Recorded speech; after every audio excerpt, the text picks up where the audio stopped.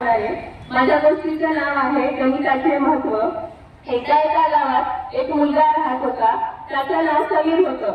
समीरला गणिताची खूप आवड होती, पण त्याच्या मित्राला गणित हे खूप कठोर म्हणजे अवघड जायचं। एक दिवस गणिताच्या शिक्षकांनी सर्व विद्यार्थ्यांना एक उदाहरण दिलं होतं। ते उदाहरण असं होतं की तुमच्याकडे 100 रुपये आहेत, तुमच्याकडे किती 100 रुपये आहेत आणि 10 रुपये 5 लोकांना दिल्यावर प्रत्येकाला किती रुपये मिळतील असं शिक्षकांनी त्या विद्यार्थ्यांना विचारलं। तर सर्व विद्यार्थी गोंधळून गेले। तर 5 लोकांना 10 रुपये दिल्यावर प्रत्येकाला 1 रुपये मिळतील असे एकाने उत्तर दिले।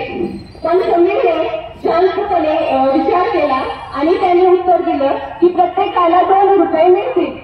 त्याचे उत्तर ऐकून शिक्षक थोडे आश्चर्यचकित झाले आणि ते समीरला म्हणाले की तुझे उत्तर अगदी योग्य आहे। तू विचारपूर्वक आणि सुयोग्य पद्धतीने त्यावर काम केलास आणि थोडासा विचार केलास, हेच गणिताचं खरं स्वरूप आहे। ते कसं, त्यानंतर समीरने त्याच्या मित्राला सांगितलं की गणित एक अशी भाषा आहे जी की आपल्याला संपूर्ण जग समजून देऊ शकते।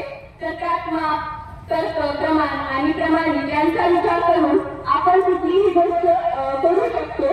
तर या गोष्टीचे तात्पर्य असं आहे की गणित फक्त एक विषय नाही, तर जीवनातील प्रत्येक समस्येचे उत्तर शोधण्याचे एक तंत्र आहे। आपण त्यावर विचारपूर्वक आणि शिस्तीने काम केल्यास आपल्याला कोणतीही समस्या सोडवता येऊ शकतात। शेवटी जाता मी एवढंच म्हणेन की गणिताशिवाय तुम्ही काहीही करू शकत नाही, गणिताशिवाय तुम्ही काहीही करू शकत नाही। आपल्या सभोवतालची प्रत्येक गोष्ट एक गणित आहे, आपल्या सभोवतालची प्रत्येक गोष्ट एक गणित आहे, आपल्या सभोवतालची प्रत्येक गोष्ट एक संख्या आहे। धन्यवाद।